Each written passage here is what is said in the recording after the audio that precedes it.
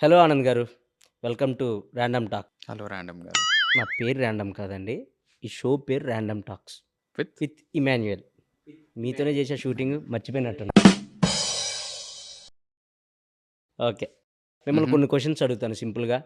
మీరు ఇంకా సింపుల్‌గా ఆన్సర్ చెప్పాలి. ఎందుకంటే మనకి ఎక్కువ టైం ఉండదు. యూట్యూబ్‌లో అంతలా చూడరు మన గురించి.